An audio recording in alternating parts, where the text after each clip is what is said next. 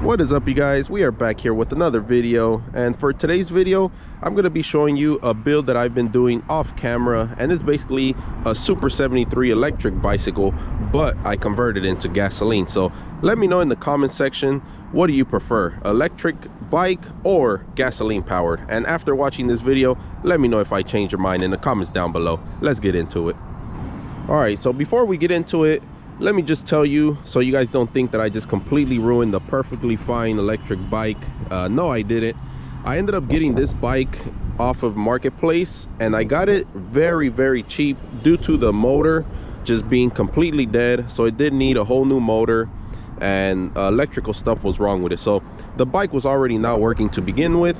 I thought it was a good idea to convert it into a gasoline powered bike, and it's something that I'm more familiar with, so that's why I decided to do this build.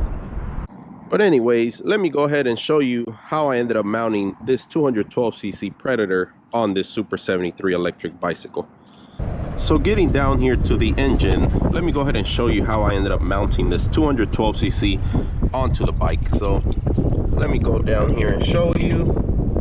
So there are two metal bars just going straight across like this way, and they are welded directly to the bicycle frame. So these two bars are solid, they are welded onto the frame. Once those were welded, I ended up getting a plate right here for a 212, like a mounting plate. I don't know if you can see it there, but I ended up bolting that down with the motor to kind of help stabilize and level everything out. I put it right above the bars, and I evenly spaced these out to kind of match the motor mounts on the 212. And I ended up just bolting down, since they are hollow. I don't know if you can see the nuts right there, but I ended up bolting it down to there, and since it was hollow, I was able to fit in a wrench and tighten up the motor there. So that's how I ended up bolting, or welding and bolting down this motor onto this bike. The only problem that I ran into was kind of alignment issues with the chain, and I'll show you that in a second. But the hardest part was just basically lining everything up and making sure that the chain was straight and, you know, it's not like crooked or falling off or anything. So that was the hardest part. Let me go ahead and show you about the rear sprocket. So before I get into the rear sprocket, let me just point out that before this setup, I had a straight clutch. I didn't have this centerpiece here that comes off of a Coleman mini bike. I ran a straight clutch directly to the rear, and this bike was doing 60 to 61 miles an hour with a somewhat good acceleration, but I wanted a little more pep in the acceleration. So we ran this setup here, which comes off of a Coleman CT200U, and it's kind of like a torque converter setup. I don't even know, but it basically increases acceleration, and it kind of took a little bit of top speed away. So right now, as this bike sits, it's still doing 49-48 miles an hour, and it's getting there really fast. So let me go ahead and show you this chain setup. Right, and now for the rear sprocket setup. So the way I ended up mounting this sprocket, and by the way, this is a 48 tooth rear sprocket, and this is a 420 chain, so it is like a mini bike chain, same thing, same setup. But what I ended up doing, since the motor was not working anymore on this bike, the inner part here, everything inside of the hub, I ended up just gutting it out, so there is no motor in there. Anything left inside there is just basically hollowed out. It just has a bolt, like the axle bolt, and some bearings. That's all it has in there. And how I ended up mounting this sprocket was basically just popping off the cover on that side and just bolting 4 holes. Let me show you so you can see a little bit better. So on this plate, but on that side, I ended up bolting or drilling 4 holes and bolting down that sprocket on that side. So it is really secure, it is not going anywhere. And I did have to make some adjustments to the sprocket. I'm gonna get in a little bit there, but the center of the sprocket, I did have to carve it out a little bit and kind of figure it out to get it centered perfectly, so it won't, you know, ride like all bumpy and stuff. So, and also, yes, I am missing a rear brake. I did break it. I had one in the beginning, but I ended up breaking it. I do have another one on the way. So the rear brake, like I said, I did break it for trying to shave it off a little bit so it can kind of clear. I shaved it off a little too thin and it ended up snapping off, but I do have another one on the way. But just so you guys know, it did sit like perfect in here. And I know the sprocket is like looking too close to the disc right here, but it is very close. But let me tell you, it does not rub. So it does clear the brake and the sprocket. Nothing is touching. It's very close, but it's not touching. So yeah guys, that's how I ended up getting this 212cc Predator on this Super 73. And just so you know, this bike does have plenty of stopping power. It does have front and rear disc brakes, and let me show you up here.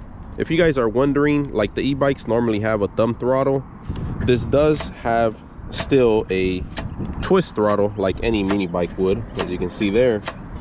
And this is the rear brake here, but it's not working right now. Like I told you, I broke it. And this is the front brake right here, and these are pretty snappy. This brake is really good. And also another thing, let me actually move this here, but if you guys are wondering what happened to all the wires and all the electrical stuff, well, let me tell you, most of it is gone, but I kept some of the important features, like the tail light or brake light, whatever you want to call it, and I kept the headlight. So the headlight and the brake light are still there. They work, and they are powered by this battery here. As you can see, there is still a wire going through here, and I have everything tucked up in here. So it's just one wire to the battery, and once you turn it on, you'll get the brake light or rear light to light up, and the headlight works. So very minimal wire. Everything's basically gone. All I left was for the lights, the battery, and just the brake cables and the throttle cable. So I kept it pretty simple. I didn't want to have like a bunch of wires going everywhere. Yeah, so I try to keep everything looking simple. You know, I didn't want every like wire and all things just hanging. So I took everything I didn't need off this bike and just kept what I needed.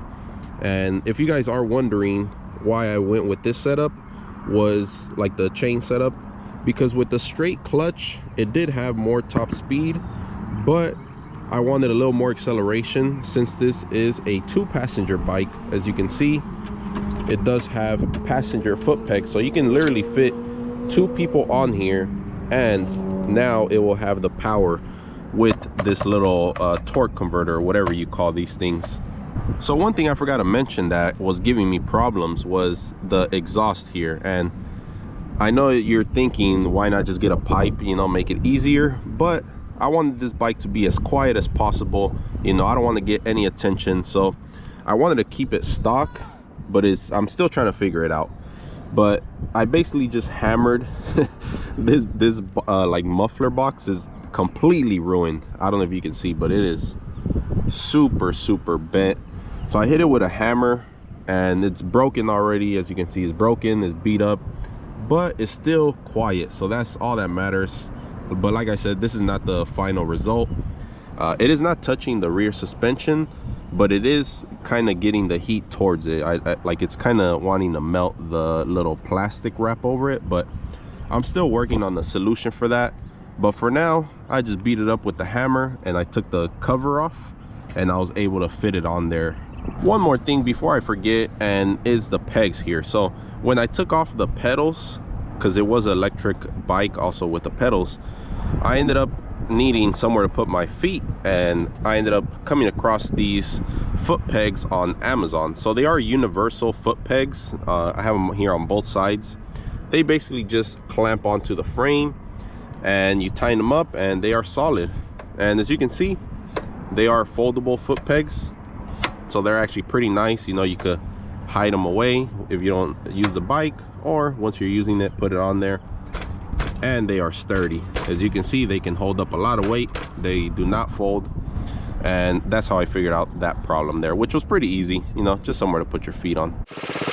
So there you have it, guys. That is the Super 73 bike that I've been working on off camera. And let me know what you guys think. Would you guys do this to your e-bike or not? And would you guys prefer a gasoline powered bike or electric bike? Leave it in the comment section below. And if you guys like this video, go ahead and give me a like. And if you want to see more content on this bike, go ahead and hit the subscribe button and turn on your bell notification. Peace.